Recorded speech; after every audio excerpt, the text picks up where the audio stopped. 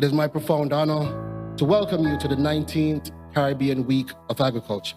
I extend a special welcome to all our local, regional, and international guests. Your presence here today is a powerful testament that our shared commitment to agriculture is strong, our commitment to food security is secure, and the future of the Caribbean is well in line with our desires.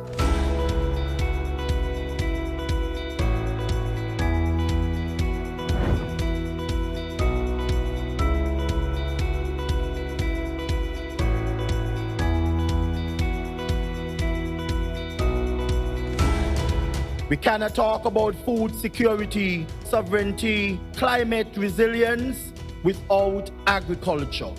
And we certainly cannot talk about sustainable development without agriculture.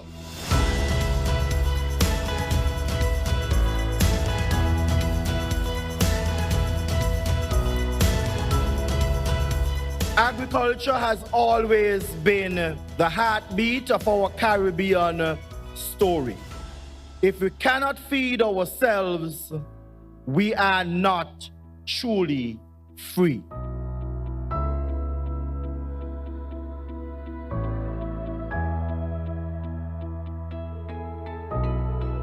Let us remember that our true strength lies in unity. Together, across borders, across disciplines, and across generations, we can sow the changes needed to harvest a resilient and sustainable future.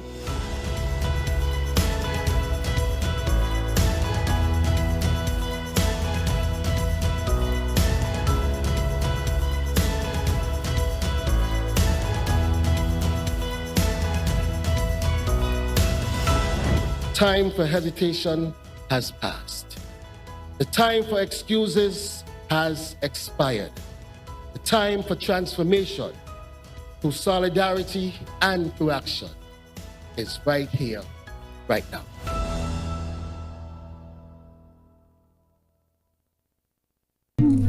Yep. Kitty Shani Vision. Carnival Dali, looking nice and pretty. Out the Dali house, lighting up the city. By the circus clock, girl, you could meet me. The whole of 4th Street bright like a New York City. This one is for all of me, Dali. Check me near, take a hair salon regularly. Independent, you work hard for your money. Step out of your Dali house, yes, bright and sunny. This is season 1, Dali edition. A Dali marathon, all a tongue is Dali down. So when you see them with them face beat up, hygiene up, 30-inch Brazilian here, tell you we go. Nails paint up, well neat up. One be a dolly, girl, you better try keep up. One be dolly, some girl, one be dolly. When me real dolly, them put up your hand, make me say. One be dolly, them girl, one be dolly. When me real dolly, them put up your hand and say me. Cause anyway we did the girl them dolly up, Juve them dolly up, Parade them dolly up. Straight sugar mass out of them dallions, out of them dallions, them girl them dallions. And they say me baby get the girl them dallions, Juve them dallions, Parade them dallions. They call me straight sugar man out of them dallions, Carnival dallions, because the dallies out. Watch out, Barbie dolly, them girl a Barbie dolly. Cute face, nice she up and the necessary for Barbie dolly, them girl a Barbie dolly. Cute face, nice she up and the necessary for. Carnival Dali, looking nice and pretty, lighting up the city. So when you see them with their face beat up, hygiene up, 30-inch Brazilian here, girl, you wig up, nails paint up, well neat up. One be a Dali, girl, you better try keep up. One be Dali, some girl, one be Dali. When me real Dali, them put up your hand, make me say. One be Dali, them girl, one be Dali. When me real Dali, them put up your hand and say me. Cause anyway we Dali up, Juve them Dali up, Parade them Dali up. They call me straight sugar mass out of them Dali ups, out of them Dali ups, them girl them Dali up. And me say me baby girl them Dali out, Juve them Dali out, Parade them Dali out. They call me straight sugar man out of them Dali ups, Carnival Dali down, because they Dali's out. Watch out, Barbie Dali, them girl a Barbie Dali. Cute face, nice she up and the necessary.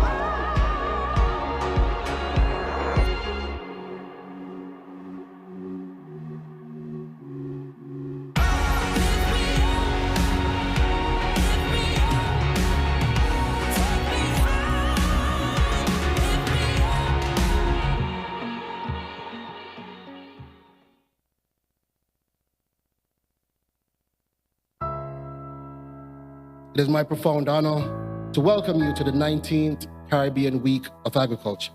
I extend a special welcome to all our local, regional, and international guests. Your presence here today is a powerful testament that our shared commitment to agriculture is strong, our commitment to food security is secure, and the future of the Caribbean is well in line with our desires.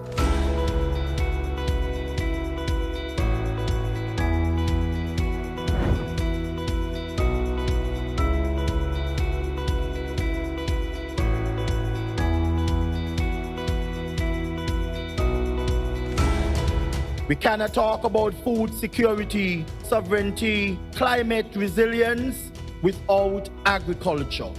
And we certainly cannot talk about sustainable development without agriculture.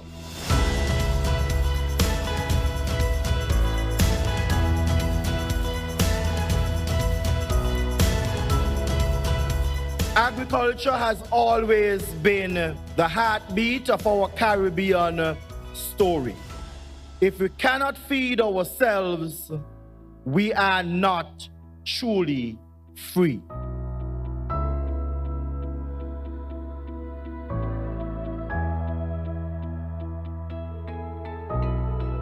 Let us remember that our true strength lies in unity.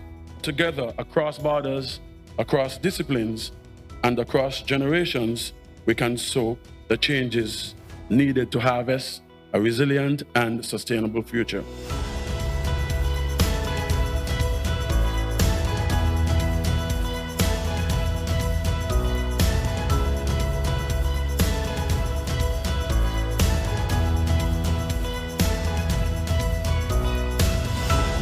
Time for hesitation has passed. The time for excuses has expired. The time for transformation through solidarity and through action is right here, right now.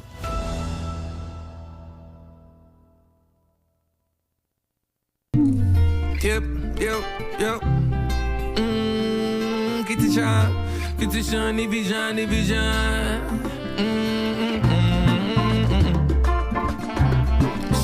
So good to me. That's good. Yeah. Can you help me say thank you? Now can you help me say thank you? Yeah. Cause if you work from the day to the night, but you know that you still gotta fight, I wanna say thank you for not giving up on me. For not giving up on me. For not giving up on you. For your belief in me.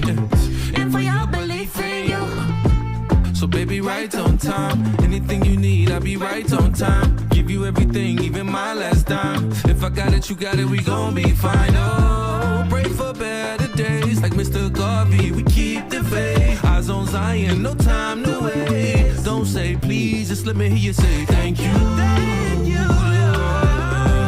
Like, can you let me say thank you? Cause if you work from the day to the night, but you know that you still gotta fight, I wanna say thank you. Thank you for not giving up on me. For not giving up on me.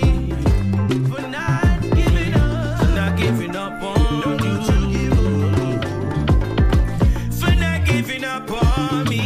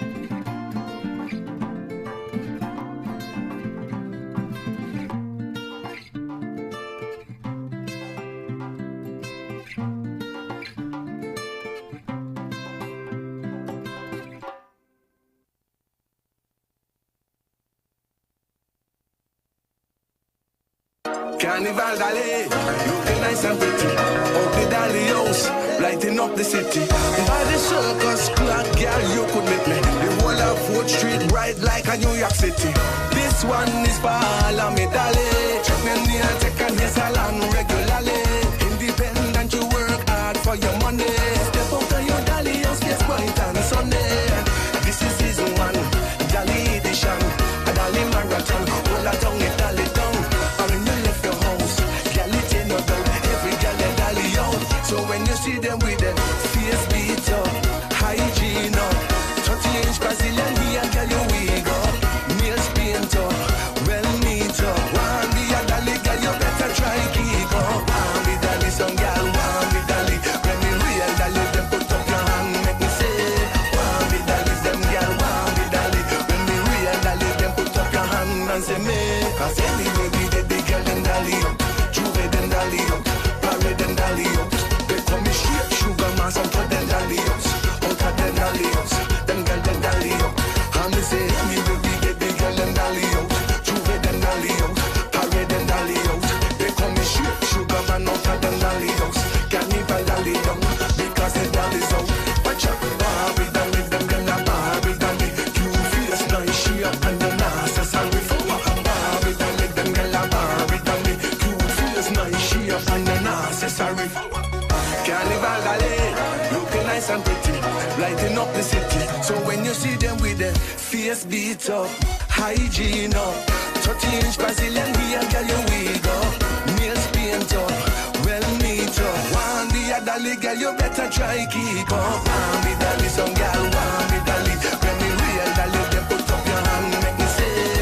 One be Dali, them girl, one be Dali. When me real Dali, them put up your hand and say me. Cause anyway, we the big girl, them Dali up. Juve, them Dali up. Parade, them Dali up. They call me straight sugar man, some for them Dali up. Out of them Dali up. Them girl, them Dali up. And me say, anyway, we the big girl, them Dali up. Juve, them Dali up.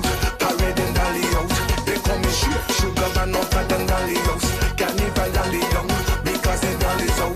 Watch out, Barbie Dali, them girl, a Barbie Dali. Cute face, nice, she up and the necessary. Barbie Dali, them girl, a Barbie Dali. Cute face, nice, she up and the necessary.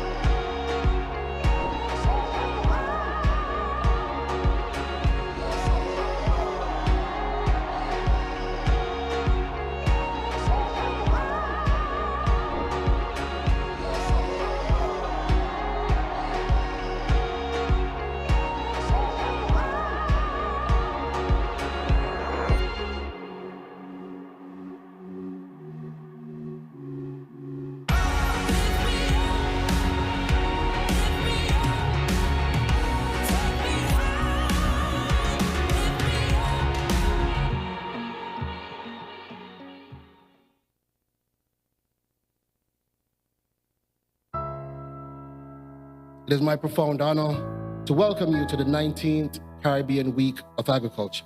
I extend a special welcome to all our local, regional, and international guests. Your presence here today is a powerful testament that our shared commitment to agriculture is strong, our commitment to food security is secure, and the future of the Caribbean is well in line with our desires.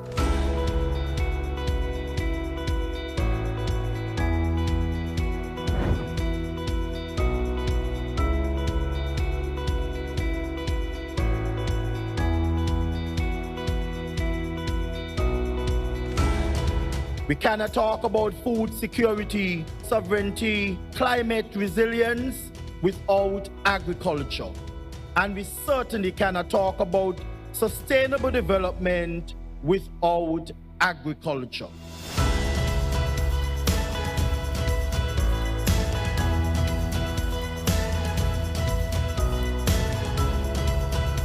Agriculture has always been the heartbeat of our Caribbean story.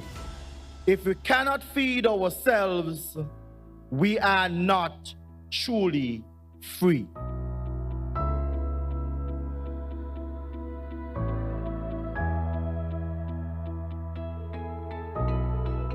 Let us remember that our true strength lies in unity. Together, across borders, across disciplines, and across generations, we can sow the changes needed to harvest a resilient and sustainable future.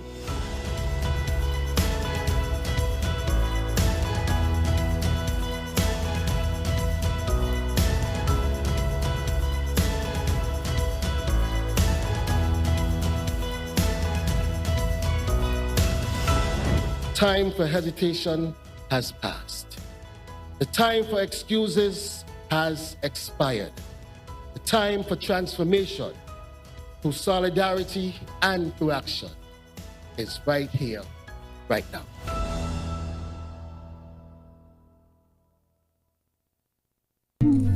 Yep. Get the shine,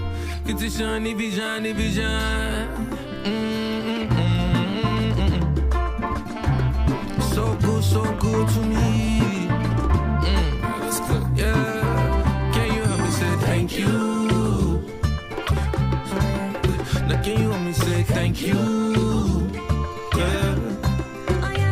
Cause if you work from the day to the night, but you know that you still gotta fight, I wanna say thank you for not giving up on me. For not giving up on me. For not giving up on you. For your belief in me. And for your belief in you. So baby, right on time. Anything you need, I'll be right on time. Give you everything, even my last dime. If I got it, you got it, we gon' be fine. Oh, pray for better days. Like Mr. Garvey, we keep the faith. Eyes on Zion, no time to wait. Don't say please, just let me hear you say thank you. Thank you. Now can you let me say thank you? Cause if you work from the day to the night, but you know that you still gotta fight, I wanna say thank you. Thank you for not giving up on me. For not giving up on me. For not giving up. For not giving up on you. For not giving up on me. For not giving up on you. I wanna say thank you. Thank you. Oh, can you hear me say thank you? Oh, hey. Cause if you work from the day to the night, but you know that you still gotta fight, I wanna say thank you. Thank you for not giving up on us. Yes. For not giving up on us. Say thank you. Thank you for not giving up on me. Thank you for not giving up on me. Thank you. For not giving up on me.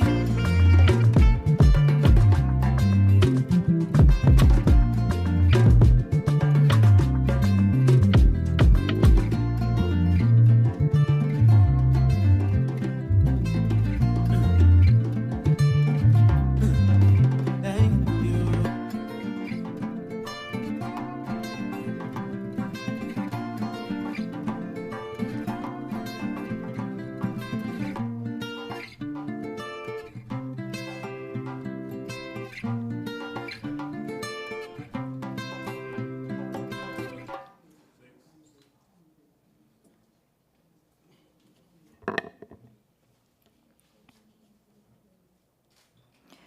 Honorable Samal Duggins, Minister of Sports, Agriculture, Fisheries and Marine Resources, Small Business, Entrepreneurship, Cooperatives and the Creative Economy, Miss Valencia Saida, Permanent Secretary for the Ministry of Sports, Mr. Miguel Fleming, Permanent Secretary for the Ministry of Agriculture, Fisheries, and Marine Resources. Ms. Delreen Taylor, Permanent Secretary for the Ministry of Small Business, Entrepreneurship, Cooperatives, and the Creative Economy. Mr. Jeffrey Hazel, Director of Sports.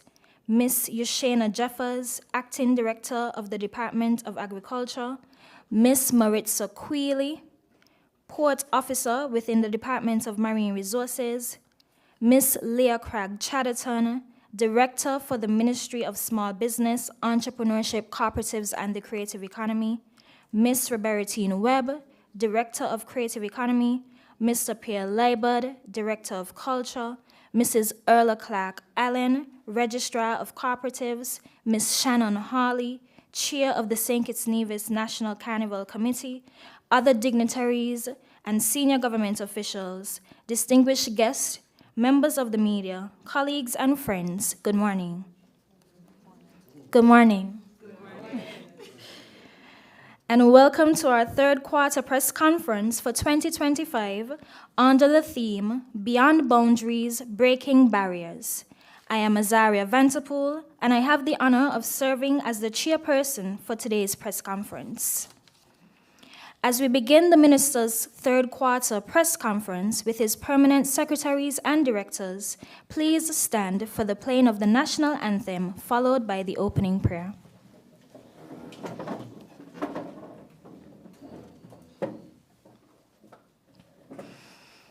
O land of beauty, O country where peace abounds, thy children stand free on the strength of will and love, with God in all our struggles, St. Kitts and Nevis be our nation bound together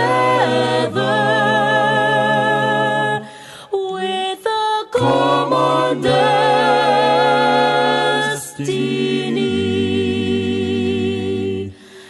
As stalwarts we stand for justice and liberty, with wisdom and truth we will serve and honor thee. No sword nor spear can conquer, for God will sure defend.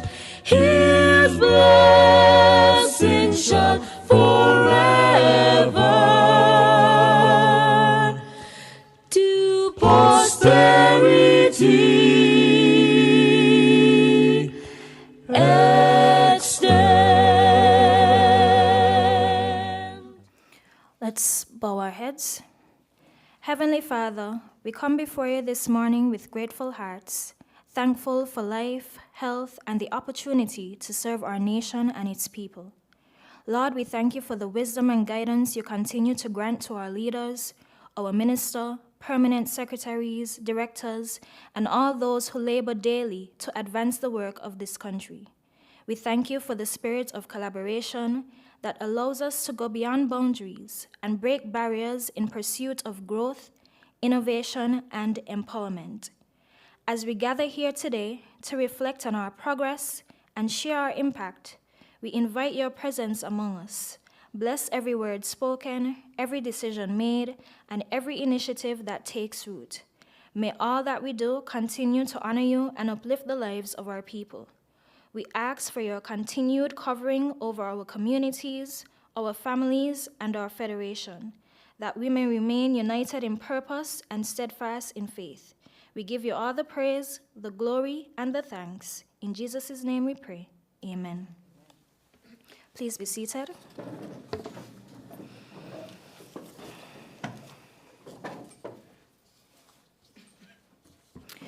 As we gather here today for the third quarter press conference under the theme Beyond Boundaries, Breaking Barriers, I can't help but reflect on the journey that has brought us here.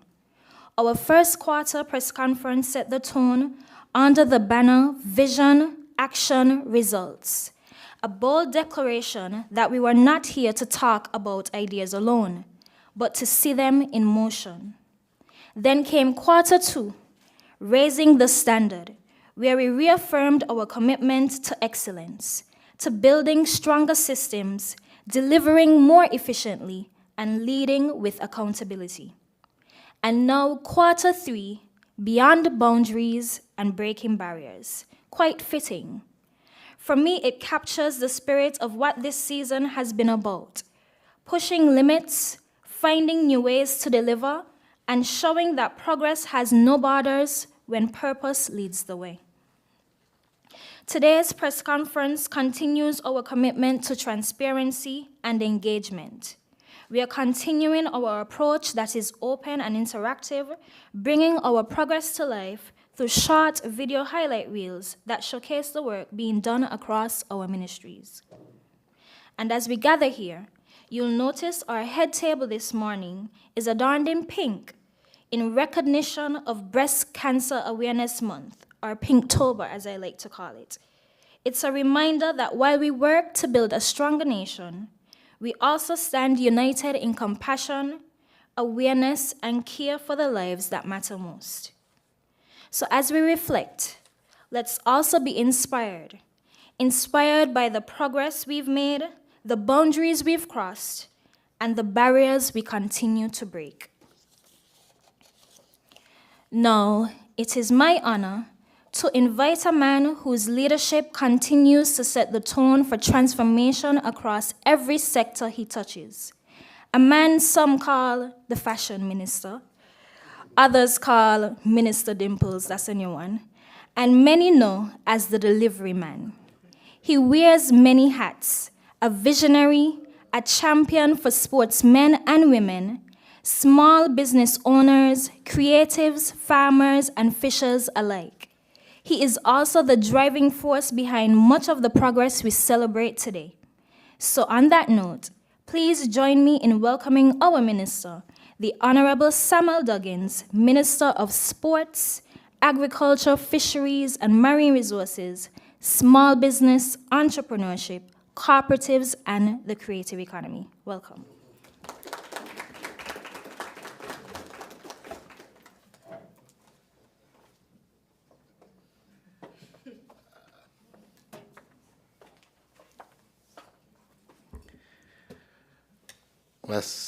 Mistress, Master of Ceremony, Mrs. Master of Ceremony, yes, thank you for that introduction. You actually made me laugh while listening. Nonetheless, I want to take this time this morning to really commend the entire team, not just the ones that we see here at the head table, but those that support those that sit here as well. It's not ever an easy task to lead a nation, especially a nation like ours, in a world that is seemingly declining into chaos. When we look at the entire world, no matter which hemisphere, we see so much happening. And as a small nation in the midst of that, to continue progressing is always a challenge. And so I would like for us to give a round of applause to the head table and the team that supports them for the continued work.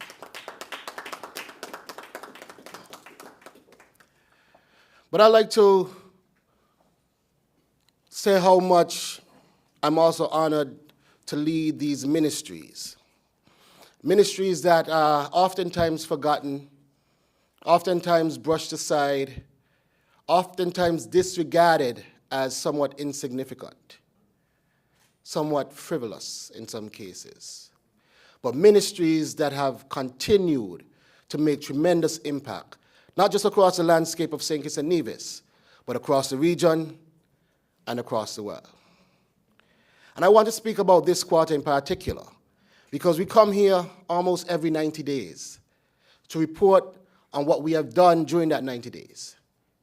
And here we are today again to report on the past 90 days.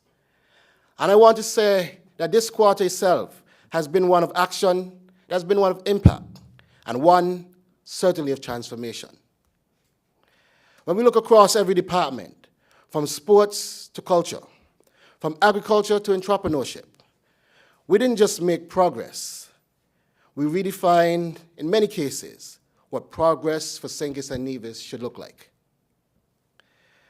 Under the banner today, Beyond Boundaries, Breaking Barriers, we look at all the ministries and departments and how they've been working hand in hand, working to build champions, working to empower creators, working to modernize industries, and working to open new doors where our people have new opportunities. This quarter in itself was living proof that when vision meets action, our federation moved forward as one. In this quarter, I believe it is fair to say that we reignited the national pride in our people, in our stadiums, in our classrooms, and certainly throughout our communities. In this quarter, we invested in our youth, we strengthened our creative industries, and we ensured that every Kittitian and Nevisian could see and feel the results of our work.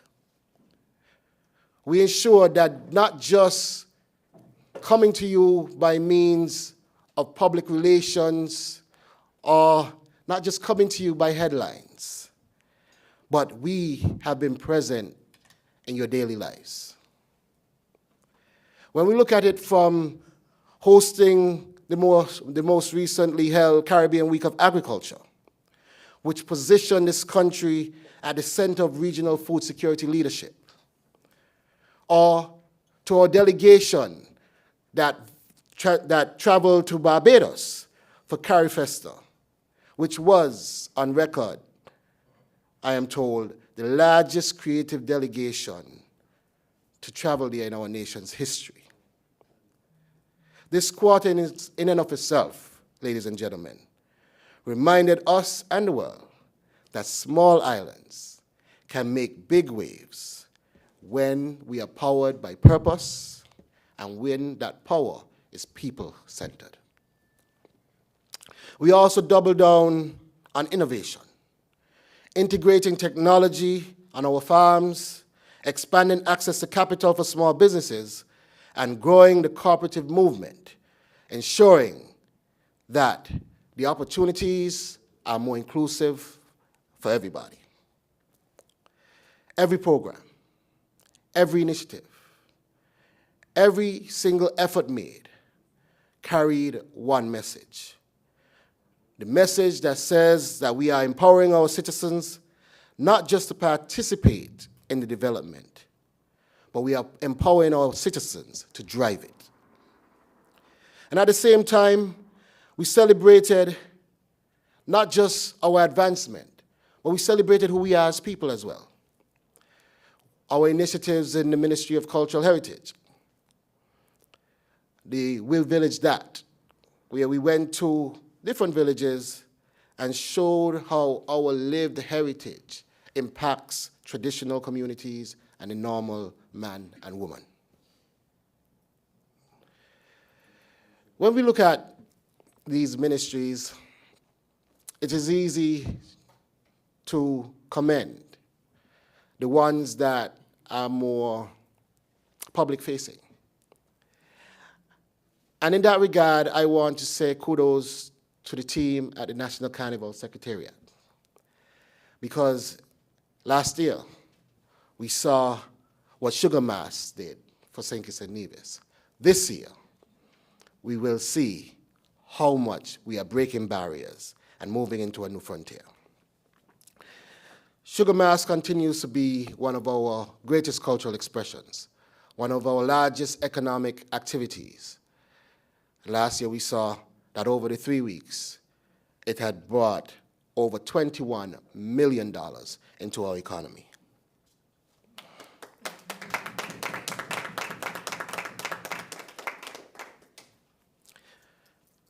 It's clear, ladies and gentlemen, our culture continues to be the heartbeat of our national progress. It fuels unity, it fuels identity, and it also fuels national pride. And so, as we close this quarter, one truth stands tall. There are no limits to what our people can achieve. When we work together, we can chart a new course for a modern, a course for a very confident, and a course for a globally competitive Secretaries and Nevis, one that continues to rise beyond boundaries, and one that continues to break every single barrier in our path. And again, I commend this team. As I look across the table, I reflect on the words that I always hold dear that were recited by Miss Jean Williams in a poem she had done entitled 65. And the poem was based on the concept that 65% of our nation is actually young people, and that young people should take their space. And when I look at the table, I see that 65 is well in action. And so now I will retreat to my seat because I know there are a few treats that they have presented for the nation, for the world, for you all, to show what development is looking like right now across these sectors in Secretaries and Nevis. Thank you and good morning.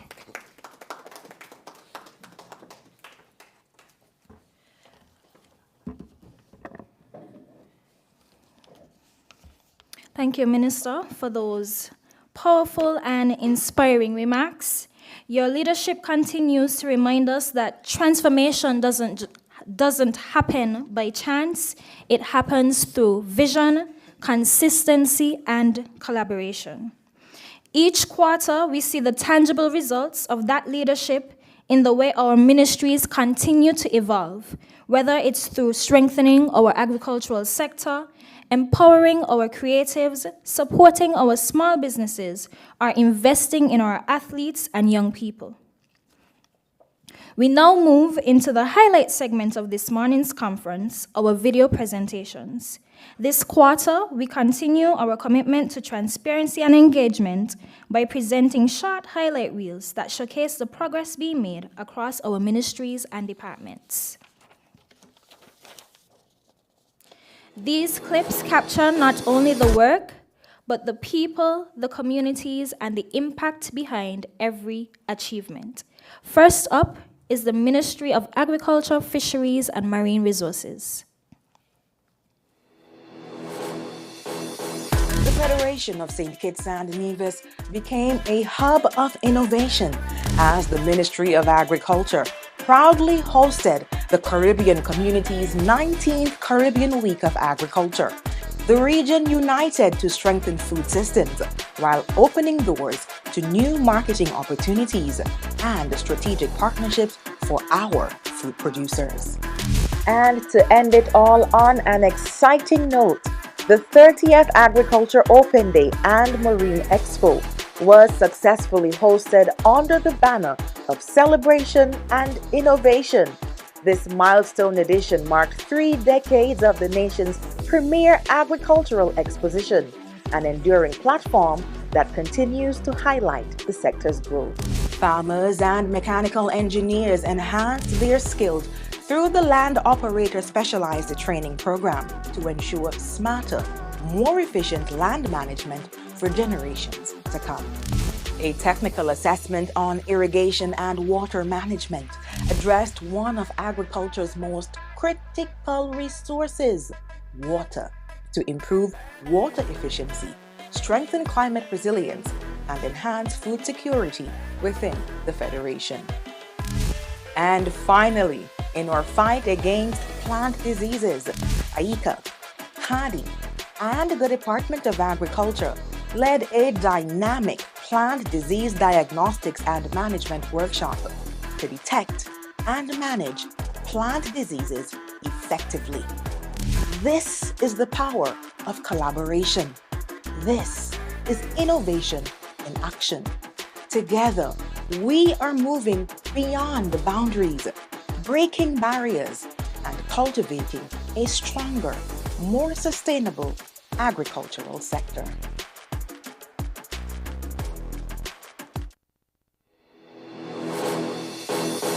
From bold firsts to history-making moments, here's how the Department of Marine Resources went beyond the boundaries, breaking barriers this quarter.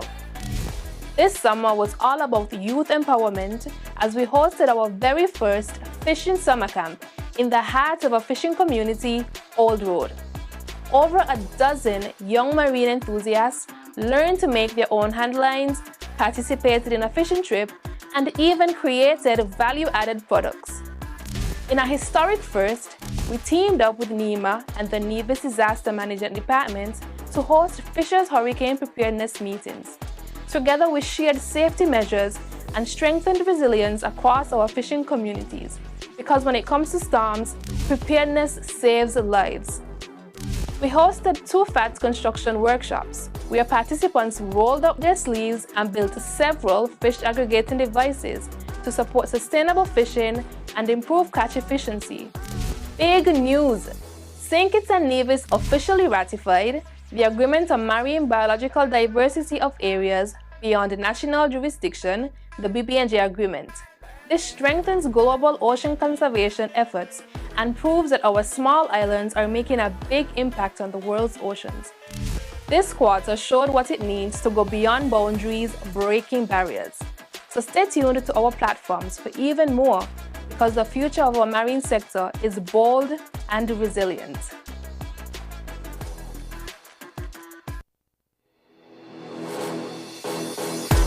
There's so much that must take place behind the boundaries before we can truly move beyond them to break the barriers of stigma and uncertainty and unlock the full social and economic potential of a medicinal cannabis industry in St. Kitts and Nevis. So how had we advanced that mission in the third quarter of 2025? First, as part of our efforts to strengthen and streamline public relations, I'm pleased to introduce myself. I'm Carla Berridge, the newly appointed Public Relations Officer at the Medicinal Cannabis Authority. With my background in journalism, I look forward to bringing credible, accessible communication to the medicinal cannabis space and connecting with you, the public, as our work progresses. The MCA also deepened interagency collaboration with the Chief Medical Officer, engaging the board to streamline policies on importation and product regulation, a crucial step toward clarity and coordination between health, law, and agriculture. Meanwhile, the Ministry of Agriculture supported public awareness through cannabis exhibitions at the Agri Open Day, held during the Caribbean Week of Agriculture. These showcases helped to educate citizens, farmers, and stakeholders on the plant's scientific, economic, and medicinal value. While there is still work ahead, these steps represent meaningful progress, transforming a complex framework into a coordinated, transparent, and opportunity-driven industry. Together, we are moving beyond boundaries and breaking barriers to shape a medicinal cannabis sector that benefits all of St. Kitts and Nevis. All right, let's hear it for the Ministry of Agriculture, Fisheries, and Marine Resources. Now we'll have the Ministry of Sports.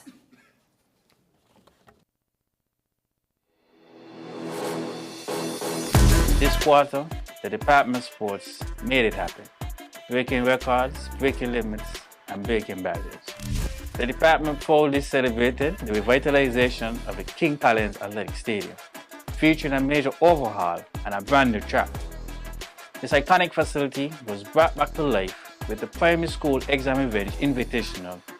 Quarter 3 also saw St. Kitts and Nevis shine on the international stage, successfully hosted several high-profile sporting events, from the West Indies vs Australia series and the Caribbean Premier League to the Under-19 Rising Stars men's 50 over cricket tournament, Under-21 women's and men's beach volleyball championships, and a thrilling youth netball series against visiting Trinidad teams.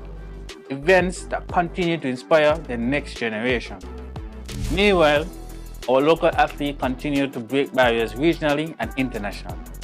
swimmers competed at the Pan Am Juniors and World Aquatic Championships.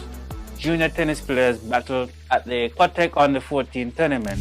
National cricketers represented us with pride, and our Under-14 female footballers gained valuable international exposure. Through upgraded facilities, international hosting, and raising athletic talent, the Department of Sport continues to go beyond boundaries and break barriers, building a future where sports in St. Kitts and Nevis knows no limits.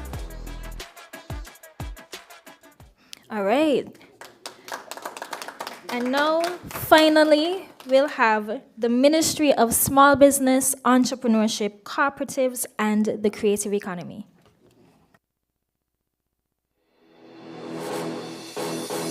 "2025 is the year the Department of Small Business says goodbye to limits and hello to limitless possibilities. This quarter, we champion the pillars that power small business success: access to capital, strategic investment, and intellectual property empowerment. In July, the Sundown Summit lit up the business landscape. From power-packed networking to game-changing insights, participants explored financial tools designed to help small businesses grow and scale. In August, the spotlight turned to smart investing during the UTC Global Balanced Fund Limited session. Business owners discovered how personal investment can fuel business growth. With professional management, global reach, and long-term gains, attendees gained a fresh perspective on building wealth with purpose. And just when you thought it couldn't get better, we unlocked the third pillar: intellectual property, with our IP and business growth training.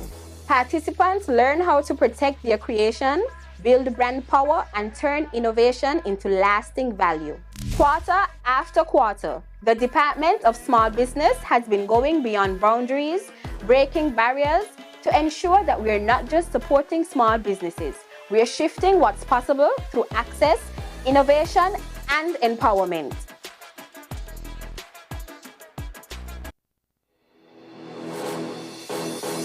This quarter, the Department of Entrepreneurship has been pushing beyond boundaries, breaking barriers, delivering results that empower entrepreneurs and amplify our creative industries.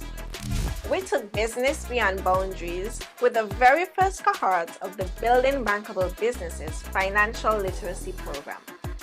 Entrepreneurs dove into training, leveled up their money management skills, ready to run stronger, smarter businesses. We broke barriers in the creative space to create TV's official coverage of the inaugural Rhythm Retreat here in St. Kitts. As part of this, our executive producer created the official video for Thank You, a brand new track from the retreat featuring local stars Dejour and Bakil, alongside 9-time Grammy-nominated, multi-platinum producer Cosine and Nigerian sensation Dija. Regionally, we pushed beyond boundaries once again with Creates TV's leading media and marketing for Team St. Kitts and Nevis at CARIFest 15 in Barbados. We showcased our nation's artistry and made sure the region felt our presence. At every level, the department is building opportunities, opening doors, and making waves at home and abroad. Together, we'll continue our journey, pushing beyond boundaries and breaking barriers.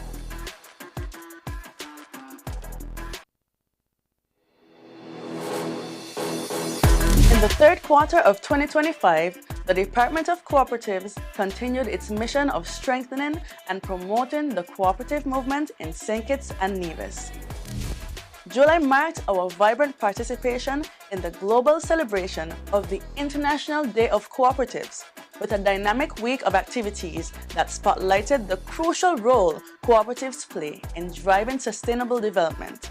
A standout highlight was our signature Taste and See event, which brought together restaurateurs, supermarket owners, hoteliers, and key stakeholders to engage directly with cooperatives. The department also intensified its support for cooperatives gearing up for their annual general meetings, championing sound governance and fostering active member engagement. In September, the OECS Credit Union Summit Market Day brought even greater momentum as the St. Kitts Nevis National Cooperative League teamed up with the department to invite cooperatives to showcase their strengths and forge powerful connections both locally and regionally. As we move forward, the Department of Cooperatives remains unwavering in its commitment to going beyond boundaries and breaking barriers, propelling the cooperative movement to new heights.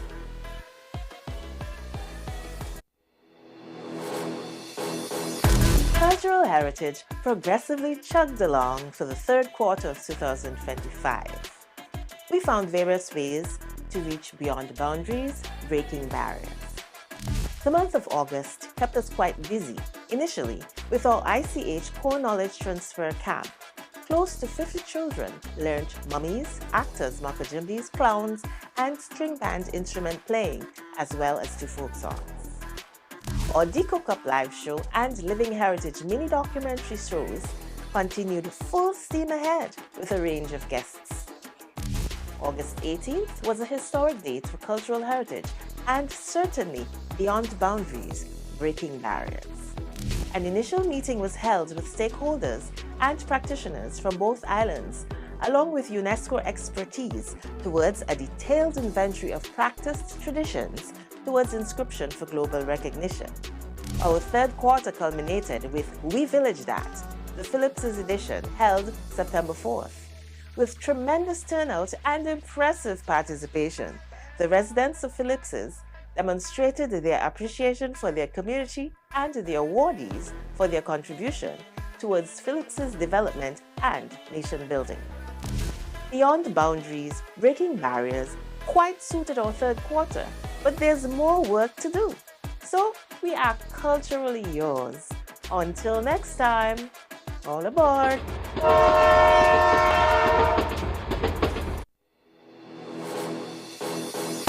Under the bold leadership of Honorable Samal Duggins, the Department of Creative Economy is proving that size doesn't limit impact, breaking barriers and going beyond boundaries every step of the way.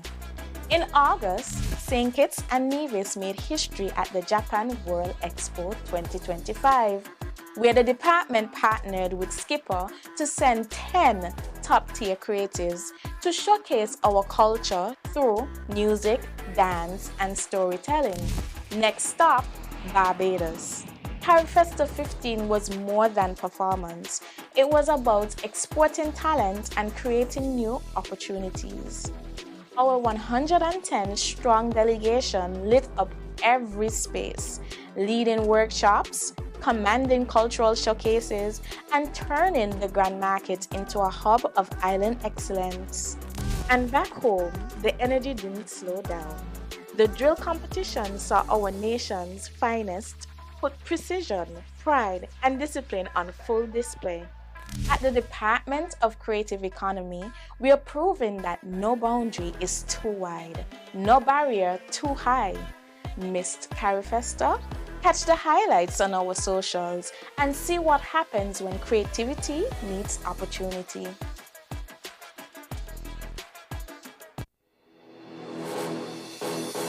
Registration for our National Carnival events closed on a high note. Beyond boundaries and breaking barriers, we have 17 Juve troops, 7 mass bands, and over 25 private events and counting lined up on the Sugar Mass 54 calendar, in addition to our traditional national events. Sugar Mass is brimming with excitement and new milestones. All high schools in St. Kitts are proudly represented in the Republic Bank Miss Teen St. Kitts and Nevis pageant, including Sky Academy for the very first time. The 5 Miss St. Kitts and Nevis Queen Ambassadors were officially sashed by their esteemed sponsors at a special cocktail at Carambola Beach Club. In September, the St. Kitts and Nevis National Carnival Committee hosted its first ever school tour, visiting 16 primary schools to promote Junior Carnival.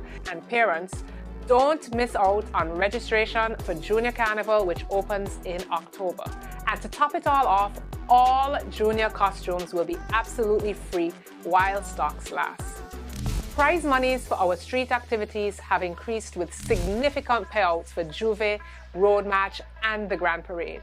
Over $100,000 is at stake for the winners of the Grand Parade, in addition to over $75,000 in winnings for our road match competition as well as Juve Troop competition. This sugar mass promises to be one for the history books, and with your support, we are ready to make it unforgettable. All right, let's hear it for the Ministry of Small Business et al. I only wish that the costumes would have been free for the adults, but we can't always get what you ask for. And so, now that concludes the video presentations for this morning. I think we can all agree that the progress speaks for itself. Thank you to our teams for putting together those comprehensive highlight reels. I know it is a task, but you commit and you deliver every time. Thank you. We'll now open the floor for our question and answer segment. Members of the media are invited to pose their questions.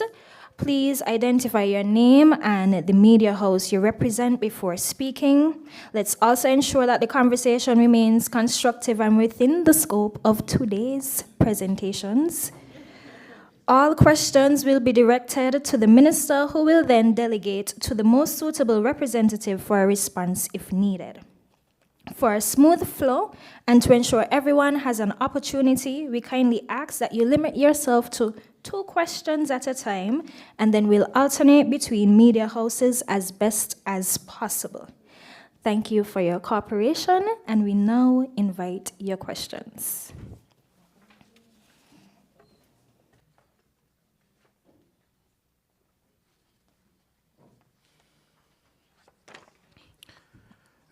Good morning, everyone, to the head table, the minister.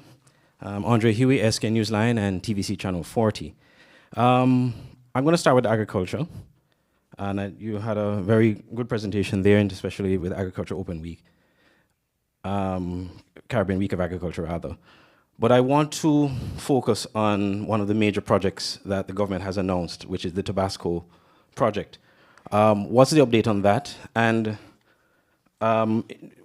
could you probably explain the local involvement in the program? Because the last time I asked you about it, in terms of information, you did say that because of proprietary protection, a lot of the information that could have been given to farmers you couldn't give it because of the need to protect Tabasco's intellectual property as it relates to the production.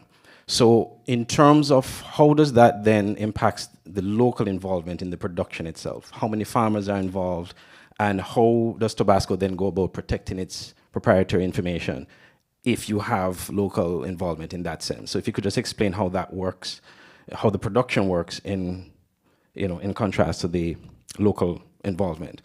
So that's one. Still on agriculture, and this is a very simple and straightforward question. You have received a lot of criticisms from farmers, persons who support the government, persons who don't support the government, of your handling of the Ministry of Agriculture. How do you respond to those criticisms? I'll leave it there for now. Well, I wish to thank you so much for those questions. Now, if you will permit me, I'd like to start from your last question and then go to your first question. Now, the truth is, when we look at the Ministry of Agriculture, or Agriculture in St. Kitts and Nevis, we recognize that for years, agriculture had been one of those ministries that was really under the shadows. It had been somewhat cast away as almost insignificant. And in terms of how it's been projected in the media. The challenge always when you bring something like that to the forefront, people tend to look at it in its entirety. Now the truth is, as I sit here today, I have been a minister for just over 3 years in its entirety. And within 3 years, if we had to catalog all that has been done for the sector, whether it was the 700 plus farmers that we gave free supplies to, ground cover, drip lines, fencing material, you name it, or whether it was the two new tractors that we bought for land preparation, or the additional tractors that we got for sargassum management, or whether it was the 60,000 plus banana trees that we brought into the country, or whether it was the 150,000 and gave free to farmers, or the 150,000 plus pineapple trees that we also gave free to farmers, or the 15,000 plus coconut trees that we are now giving to farmers, whether it was the backyard programs that we have been assisting, or the school gardening programs that we have assisted, whether it was the nearly, 3-4 dozen training sessions that we have done in a period of time. We've seen a lot has been done in the sector. Has it covered the Barefoot's hatchery? And I could go on listing. Has it covered the entire gamut of issues across agriculture? No. But that is the challenge of bringing things to the forefront, because now everybody sees all the problems and in a short time expect that an individual could fix them all at once, especially when you're putting in the effort. And I'm saying that we are doing what we can. There's a lot more left to be done, and we are not daunted by the work, but we also recognize that with great exposure comes great criticism. And will we back down from exposing the work that we are doing in agriculture? Not at all. We will continue to expose it, because it's a sector that is worth the exposure. No longer will agriculture be forgotten or pushed in the background or be considered second tier. And then additionally, somehow our nation and the world somehow believes that you can't be a farmer and be fabulous or fashionable. Somehow you need to be a farmer and be dirty and hold a corner.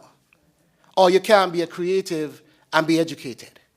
Somehow if you're creative, you're supposed to be somewhere where academics is not suited. I am saying we are changing that. Everyone here is highly academically qualified, but they are creatives and farmers and people pushing these sectors in their own right. And if that bothers some people, then unfortunately, we have to move past that as a society and move to where we accept that we are free to be all that we need to be. Farmer and fabulous, creative and educated. So I hope that helps to address the true issue there. But beyond that, I also want to go back to the Tabasco. And I think the PS is here, and I would like to give him a chance to give some input on that as well. PS Fleming.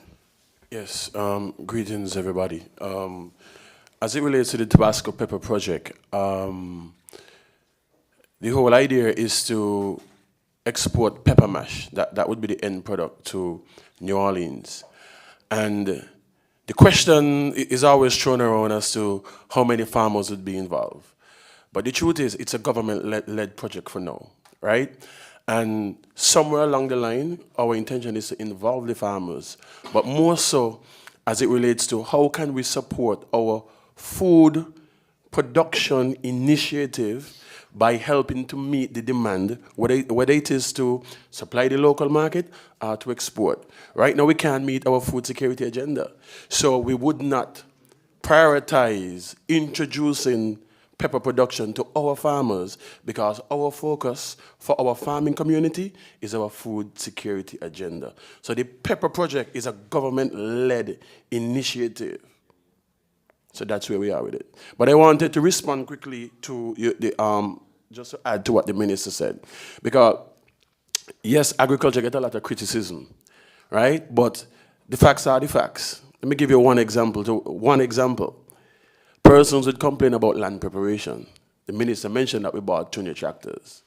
When we came in, we had no tractors operational, like 0 tractors. A lot of problems. But then again, the whole of St. Kitts and Nevis expect that the Ministry of Agriculture can prepare everybody's land. It's impossible, but when we still have private operators out there. And I can give you another example where there are persons who might be living next to a tractor operator, but refuse to utilize that tractor operator, go on the radio, criticize agriculture for not being able to get to him on time because we have hundreds of farmers to look up to prepare lands for, just because they don't want to pay an extra $20. I mean, that's crazy to me. I would prefer to pay the extra $20 than to wait and complain about agriculture and delay my planting season. So these are the facts. And it is impossible to prepare everybody's land from the government standpoint. It's just impossible when we have private operators out there. Just a follow-up, if I'm allowed to. Sorry, just before you, because there was one other thing that I wanted to clarify. You and I had the conversation about proprietary information, and we were speaking specifically on Tabasco seed stock. And I was telling you that it becomes difficult to just spread those seed stock across to farmers just like that without any real coordination, because they are heirloom varieties that they have a proprietary control over. And that is where the government had to be very careful in how it manages that. So I just wanted to clarify that. Okay. Yes. All right. Just a follow-up on the Tabasco, as the PS would have explained. So you explained it's a government-led project.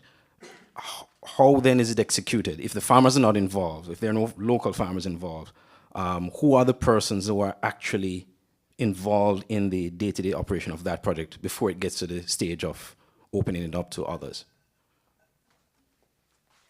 Right. So we have a large labor force in St. Kitts and Nevis. There are persons out there who are looking for jobs, and we intend to utilize persons on the grounds. But also, again, let me clarify. The farmers are involved. What we are saying that we can't just distribute seeds at this point to your independent plots. That's why we coordinated everything across the 100-acre plot to have farmers come to that space where we can manage it from there a little bit better. So it's not that the farmers are not involved, but I think you were talking about involved on the independent farms. That poses a bit of a challenge right now based on the legal agreement with the Tabasco company. Yes.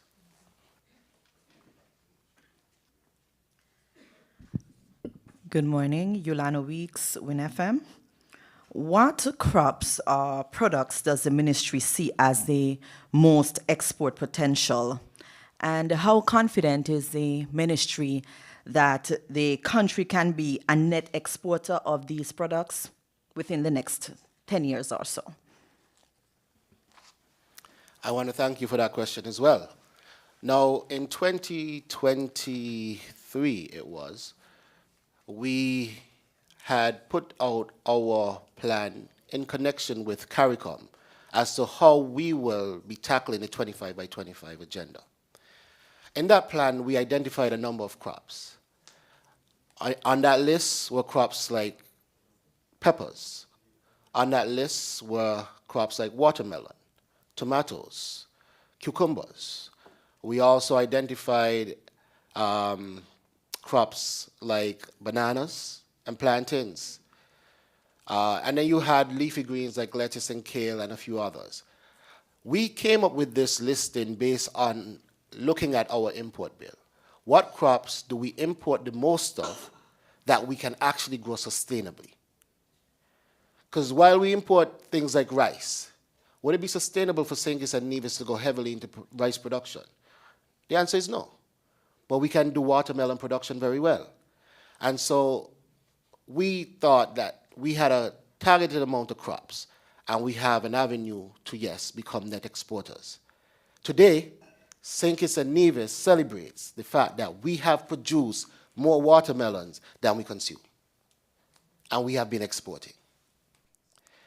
Today, we celebrate a number of crops that we have done that with, but there's still some other crops that we are trying to bring up to that margin. And that's why we continue to do training. Right now, we are training our banana and plantain producers, because in another few months, we'll be producing more bananas and plantains than we can consume. And the idea is to have them prepared for export. And this is what we have been doing at the department and the Ministry of Agriculture. Let's go over to the sector of fisheries, which is another component under agriculture. When I took over in 2022, the numbers on the books were around $8 million in terms of annual revenue. Today we celebrate $19.6 million, which is over doubling what we met as annual revenue for the sector. So the question as to whether or not agriculture is growing could only be answered with statistics. Do we have issues in the sector? Yes, agriculture sector would always have issues. Every sector has issues. However, are we addressing the issues in the sector? The answer is hell yes. And what I am saying is, as we move forward, we have to be realistic. And sometimes as politics get in the mix of it as well too, and let us be fair and real. There are true farmers who have issues, and we try to address those issues as much as we can. But then there are some farmers that their issues are purely political. And I could tell you for certain, because there's a particular person that calls in on the radio who meets me in the street, and his excitement is, you hear me, boy? You hear me? You hear me? That's not someone with an issue. And when I went to his farm, he had 1 patch of bananas and 2 mango trees. And he said he hadn't planted anything since 2015. When I asked him why he did not, he said, well, no, I asked him why. He said he had a physical situation, which I wouldn't go into. But beyond the physical situation, I said, then why are you only talking now? He said, well, I couldn't say nothing under the last administration. You know what I would do? It's just purely political. Now, I try to help that farmer. To date, there's still 1 patch of banana and 2 mango trees. Now, how do you address that? But every day, he's on the radio that there's a problem in agriculture. So some real problems exist, and we will always seek to address those. But there are some political problems that exist. Those, I guess, will have to be addressed in a different manner. I just wanted to add quickly that so the minister spoke about the crop side and you asked about crops, but bear in mind that we'll be exporting the old chicks as well from our recently built hatchery.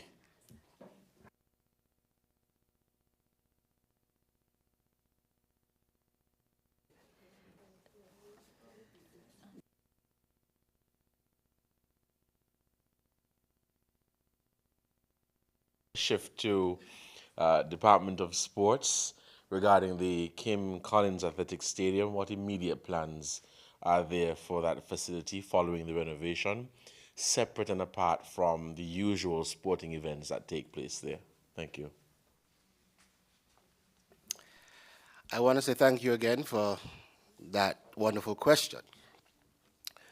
I would address the initial part. I would address it initially, but I'll also give the permanent secretary and director a chance to speak as well. But one of the things that we have always pushed for is to move St. Kitts and Nevis into a space where sports tourism becomes a big thing. To be able to do that in a real way, you need facilities that are at the standard to accommodate that.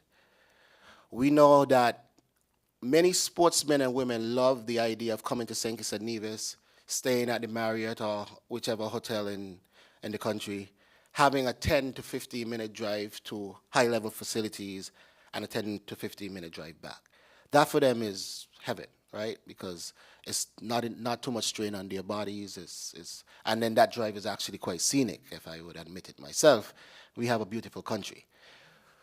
But to be able to maintain that is to really have the facilities that could really attract the top-tier athletes.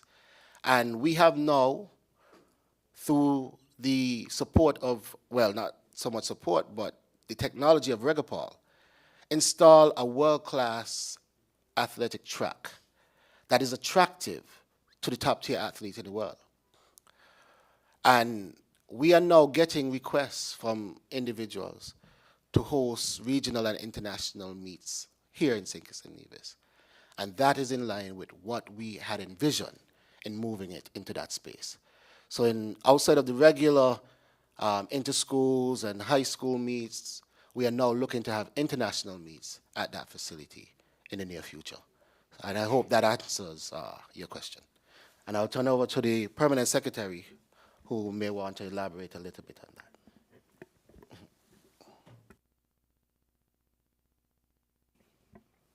Just to add to what the minister said, I don't know if I understand from your question is if that we are going to allow other activities other than sporting activities to be held at the stadium?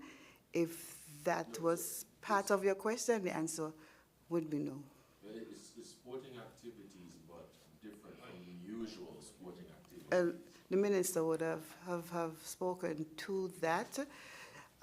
Presently, we are also in discussions to have between the department, the Athletic Association, Esken Athletics, and the Esken OC to put a plan together as it relates to the use of the stadium in terms of developing our premium athletes.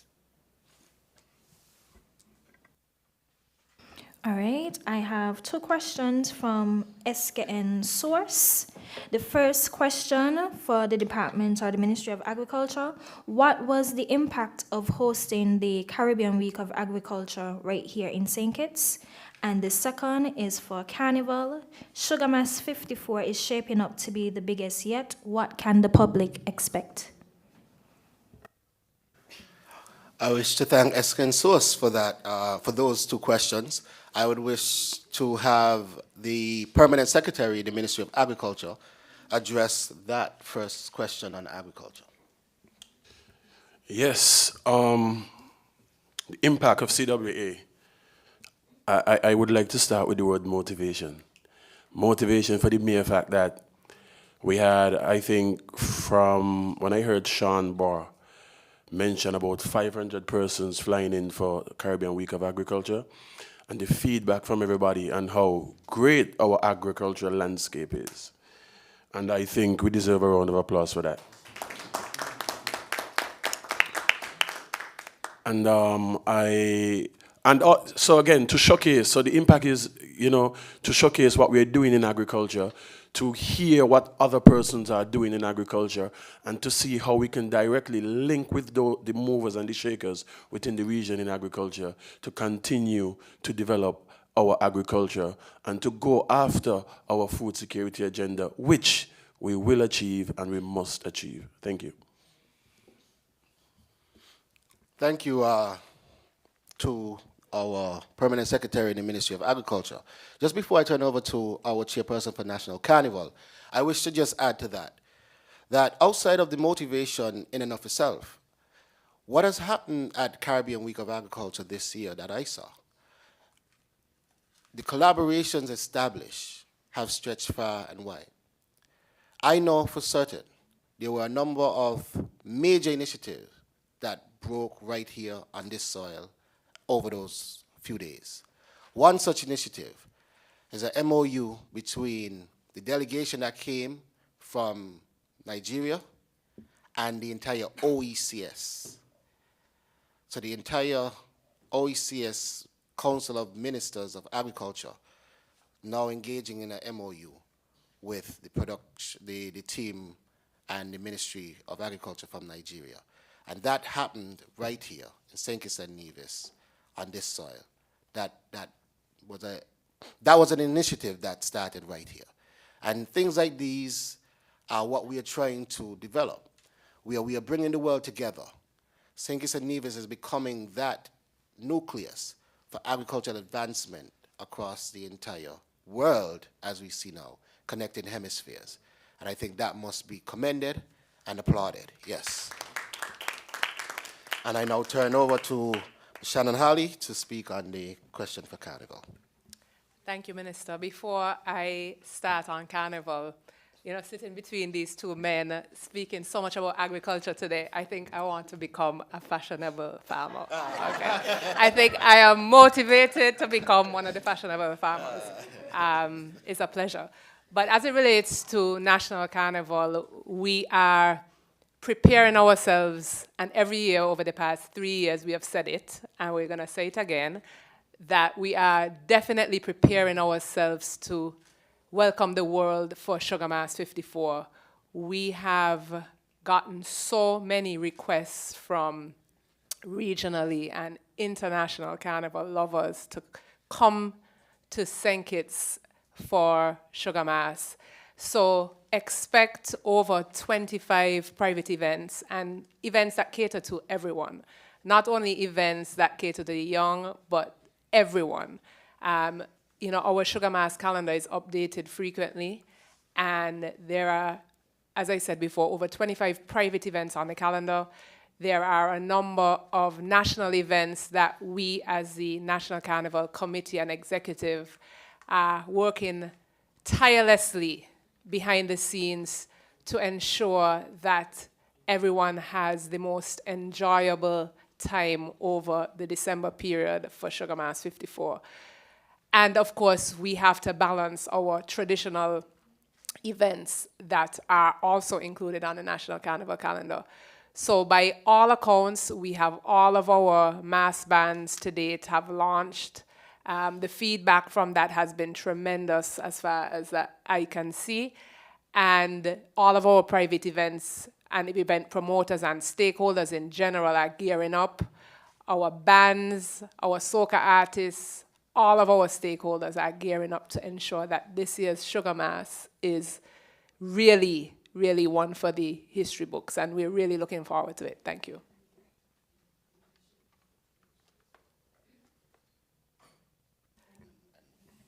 Correct, sorry. And in addition, we have this year, as the committee, taken over will be taking over the downtown Bastille area in terms of what was called on Bank Street, right? So we will have nightly entertainment to ensure that our vendors are happy and satisfied, working closely with the downtown businesses to ensure that no business is fully interrupted during that period.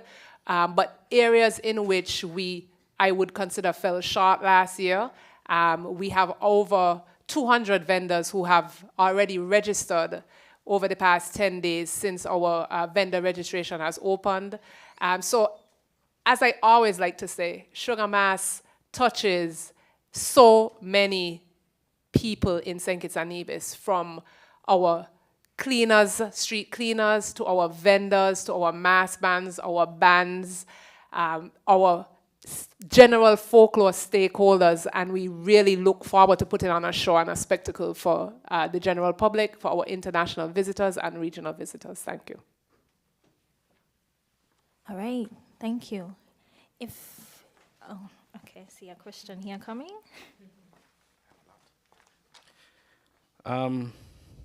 Carnival. I think, Minister, you mentioned in your opening statement that Carnival would have contributed about 21 million last year. Can you clarify the methodology used to come to that figure, how you derived at that figure? And I have a creative economy, but I think I'll go to sports. The work that's being done on Basketball City, could you just give us an update on that? And basketball stakeholders have been asking year after year for a covered facility. Will any modifications be done to the current work being done at Basketball City to at least give some form of covering so that basketball games will not be interrupted by rain? And again, thank you for those questions. Now, if you would permit me, I'd answer the last one first, and then I would attempt to answer part of the last one first and turn it over to the Permanent Secretary, but also I would then take your first question and turn it over to Madam Chair for National Carnival to give you an in-depth insight into how we approach the economic assessment that was done. Now, basketball. When we started our mission in 2022, we started with an analysis of the conditions of our sporting facilities across the country. The sad reality that we cannot ignore is that when we looked at all of our national facilities, Warner Park, it was in horrible condition. If you remember, not even the lights were working properly for the football, and they had to be moved to the technical center for some games. In the cricket facility, areas over there were falling apart. The Jumbotron was practically out of date. You move over to our, netball. Netball was in horrible condition. Tennis, horrible condition. You move over to Kim Collins, horrible condition. You move up to Basketball City, horrible condition. And so that's our national netball facility, national tennis facility, national cricket facility, national track facility, national football facility. They were all in horrible condition. And so we had to put a plan in place to address all of them. Obviously, our annual budgets don't allow for you to address everything all at once. And so we started with those that were more critical. The first year, we had to get cricket up and running because we had international matches that we had committed to. Then we had to get the lights fixed for football. Then we moved to netball when we had the international men's tournament because we had a commitment on the line. Kim Collins as well. And every year we try to find a space to make sure that we could address an issue. Basketball became that matter that we addressed this year. We had to, of course, go through the usual procurement and, the entire process. And now we are fully engaged in rectifying the issue at Basketball City. Here's a challenge. Basketball City, in the space that is available, is too small to do a proper indoor facility. And so what we have decided to do is ensure that Basketball City is playable because it was at a point where you could not even play games there properly. I remember the last set of games played there. I saw where a young man tripped over the floor matting and injured himself. And I was there, I was present when that happened. And I thought, this is it. No further. We have to address this now. But we have to make it playable. The next part is to deliver the indoor facility. And so I want to ensure that we don't mix both of them. Basketball City is being developed to be playable.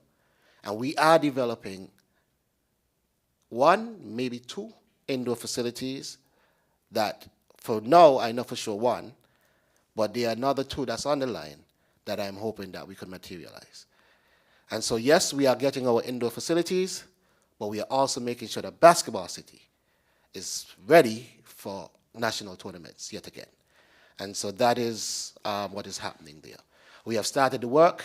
We have had some delays where the electricians and some others were not showing up to do what needed to be done, and we have addressed that matter.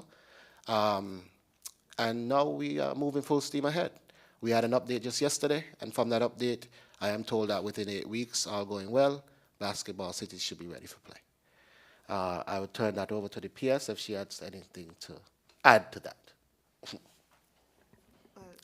Minister very well eloquently addressed that. As the minister said, there were some delays, and we have come to a resolution concerning those delays, so the work is back on track. What is going to be done, as the minister said, we are going to make it playable. We're going to put down a new court surface, expand the president court that was there to make it more, what do you call it? FIBA regulated size, and we're putting in some new bleachers for now. As the minister said, the indoor that everybody is looking forward to will be coming sometime in the near future. And before I turn over to National Carnival, I just reflected on Basketball City. And I remember when we started removing the court surface, the actual concrete, with the excavator. And I was there with Glenn Jeffers. He reminded me that this move was removing a surface that had been down there since 1982, thereabout. So what we are doing now hadn't been done since 1982. And certainly hadn't been done in the last 7 years. And so again, as we talk, because it's easy to point and say one thing or the next, but what's the reality? The reality is that it is being done. And it is being done now. And the reason why it wasn't done last year is because our budgets had to go to something else that needed to be done. And the reason why it wasn't done the year before is because the budget then had to go to something else that needed to be done. That wasn't done, especially not in the last 7 years. And so I turn it over to Madam Chair to talk about Carnival. Thank you. So in terms of the economic impact assessment, so we had a group of economists come in and do a thorough assessment of National Carnival, because again, every year we talk and say, oh, Carnival was huge. However, if we don't have the statistics to back it up, we cannot get that additional support that we so require. So in 2024, we had a group of economists who started their economic impact assessment in December, and it ran through to March when that assessment was presented to the National Carnival Committee. It was based on a captive audience of carnival enthusiasts of about 11,000 people, and there were a number of key findings, 3 key findings, and allow me to present those key 3 findings, and you're more than welcome. I can share that economic impact with you, Mr. Huey. Key finding number 1 was, as the minister reported earlier, National Carnival's impact on the Federation was approximately 21,714,000. And this was after accounting for important factors such as leakages and importation of in the economic model, okay? Key finding number 2, approximately 40% of active carnival attendees were visitors, originating primarily from the United States. And key finding number 3 was that the staging of carnival has a significant and lasting impact on other economic sectors, specifically tourism, but including transportation, food and beverage, retail, banking, and public administration. And as I said, this economic assessment was done by a group of independent economists. We're happy to share the assessment with anyone who would like a copy, but it really brought value to us as a committee and of course to the minister to understand economically how much Carnival impacts the Federation of St. Kitts and Nevis, especially due to the fact that over 40% of the attendees, the Carnival lovers, revelers, were from overseas. And you would recall last year, we indicated that during the 2-week peak period of National Carnival, over 16,000 visitors descended on Robert L. Bratcher International Airport. I'm not saying that all of those visitors were Carnival related, but we were significantly impacted by the Carnival revelers who came into St. Kitts and Nevis. And I think that deserves a round of applause, please. Thank you. It does. All right, we'll take one last question before we wrap up. You make me have to. How is the Department of Cooperatives working to modernize the cooperative sector to make it more attractive to young people? And a part 2 to that, well, for me, when there was a time when I heard cooperative, I thought about agriculture, and a little bit more now, tourism. But how does the ministry plan to expand cooperatives beyond those 2 sectors, agriculture and tourism? Thank you. I want to thank you for those questions. I think they're extremely good questions. Thank you for that. And I wish to turn that over to the PS in the ministry to address your questions. Good morning. Thank you for that question as well. And I'll add, and then I'll ask the director, the registrar for cooperatives, to add if she have anything to add. So we are trying to diversify the cooperative movement. You are correct. The majority of the cooperatives are agricultural related. We also have the taxi cooperatives as well, so, and beekeepers, and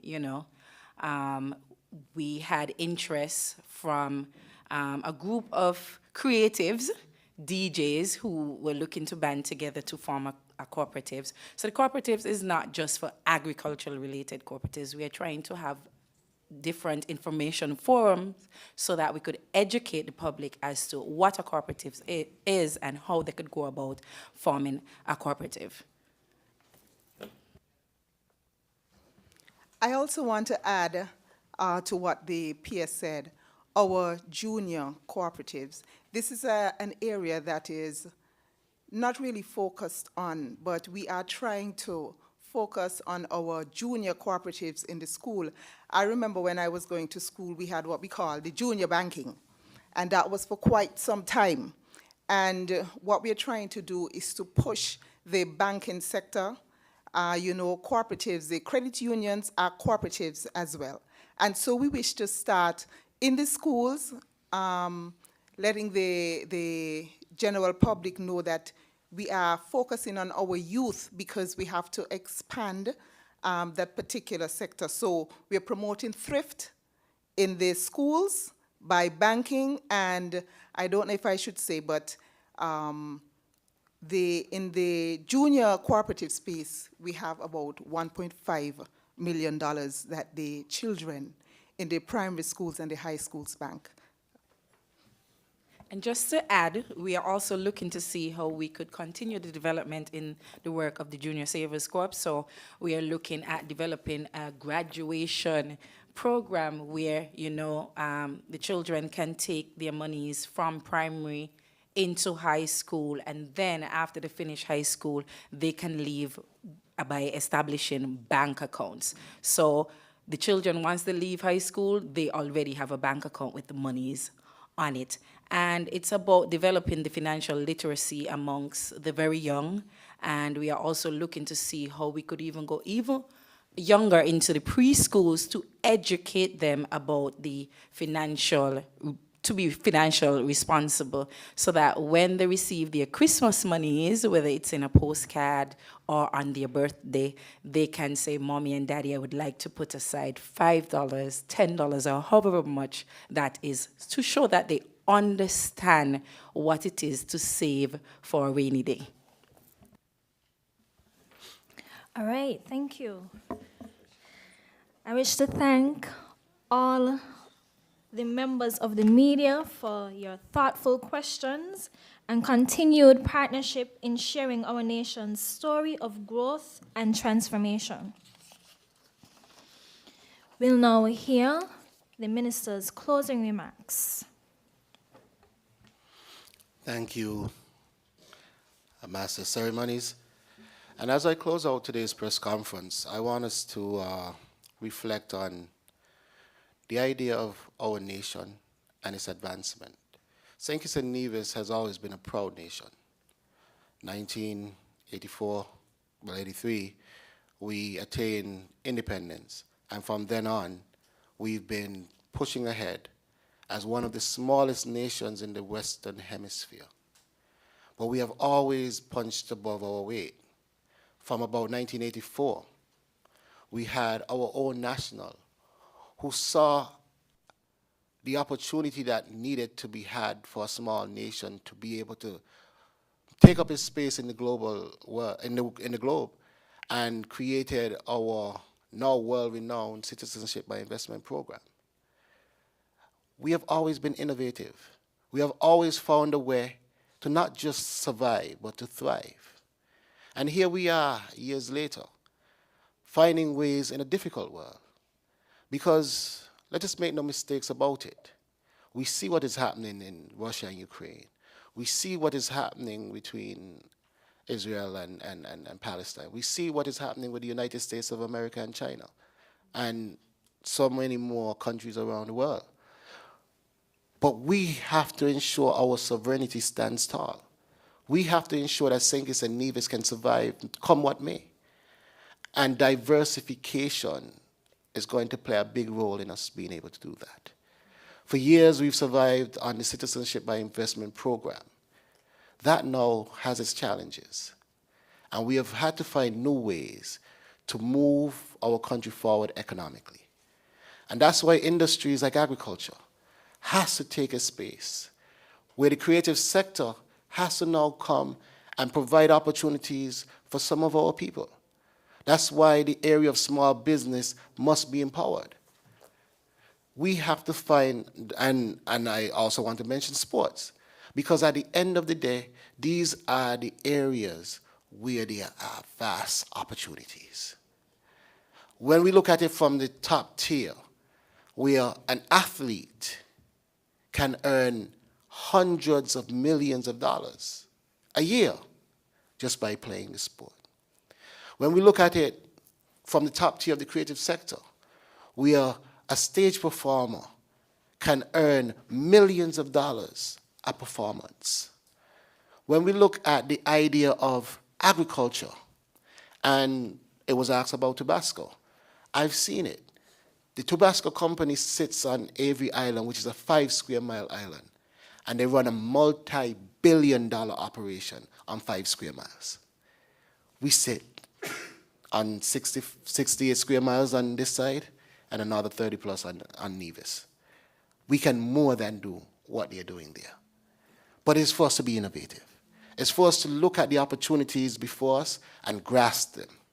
It's for us to break barriers and go beyond the boundaries. And that is what this is about. And with that, I would like to thank, first and foremost, our Honorable Prime Minister, because he has been one, and none of this could happen without the support of the Prime Minister and the Federal Cabinet. And so we have to say thank you to the Federal Cabinet for being a part of this vision and this drive to move the country forward. But I also want to thank the people here at this head table, because oftentimes the media spotlight, good or bad, shines on the minister. But the minister can't be the minister without a strong team. And this is the team that helps me to move it forward. The team that you see here at the table and the supporting team behind them. These are the managers that help to move all these sectors forward. But I also want to thank the stakeholders, whether it is the 1,000+ farmers, the 1,000+ fishers, the thousands of athletes and sports enthusiasts, whether it is the thousands of creatives. You are all valued, and we care. And that is why we work every single day. What you've seen here is 90 days of work. 90 days. And if you had to be honest, we could probably speak to some people who may not have achieved that in 5 years. But it's been 90 days of work. And every 90 days we have committed ourselves to come before the people and put it forward. Accountability and transparency. And so, as we close, I want us to be very clear about what is happening, not just on the ground in St. Kitts, but around us, and what it takes to survive and thrive in such a difficult global climate. And the resilience we'll need to continue powering progress and ensuring that this small island nation stands as a giant, one with innovation, one that is known for resilience, and one that is known, again, to break every barrier and go beyond every boundary. Thank you. All right, thank you once again, Minister. Ladies and gentlemen, as we bring this morning's press conference to a close, I wish to express my heartfelt gratitude on behalf of the organizing team. First and foremost, we give thanks to Almighty God for His grace and favor, for allowing us to come together once again to reflect on our progress and share the work being done for our people. To our Minister, the Honorable Samal Duggins, his permanent secretaries and directors, thank you for taking the time to come before the nation to share these important updates and for your continued leadership and dedication. To the members of the media and the radio stations carrying the live, thank you for helping us reach our people near and far. To the production team, photographers and graphic designers, and to our internal communications units across the various departments, your hard work makes these moments possible. I truly couldn't do it without you. A special thank you as well to NEMA for graciously hosting us quarter after quarter. Your partnership and hospitality are sincerely appreciated. And to anyone who I may have forgotten, please know that your contribution has not gone unnoticed. Thank you, God bless you, and drive safely. As the year draws to a close, I want to take this moment to wish each and every one of you a Merry Christmas in advance, Happy Sugar Mass, and may your season be filled with peace, joy, and blessings. I'll see you next year, God spare our lives. Thank you and have a wonderful week.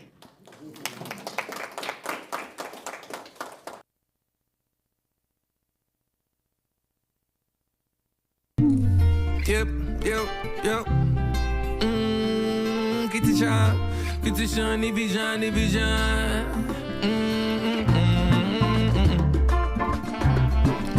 So good to me. That's good. Yeah. Can you help me say thank you? Now can you help me say thank you? Yeah. Cause if you work from the day to the night, but you know that you still gotta fight, I wanna say thank you for not giving up on me. For not giving up on me. For not giving up on you. For your belief in me. And for your belief in you. So baby, right on time. Anything you need, I'll be right on time. Give you everything, even my last dime. If I got it, you got it, we gon' be fine. Oh, pray for better days. Like Mr. Garvey, we keep the faith. Eyes on Zion, no time to waste. Don't say please, just let me hear you say thank you. Thank you. Now can you let me say thank you? Cause if you work from the day to the night, but you know that you still gotta fight, I wanna say thank you. For not giving up on me. For not giving up on me. For not giving up. For not giving up on you. For not giving up on me. For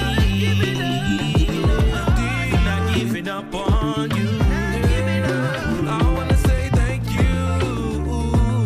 Thank you. Oh, can you hear me say thank you? Oh, hey. Cause if you work from the day to the night, but you know that you still gotta fight, I wanna say thank you. Thank you. For not giving up on us. Yes. For not giving up on us. Say thank you. Thank you. For not giving up on me. Thank you. For not giving up on me. For not giving up on me.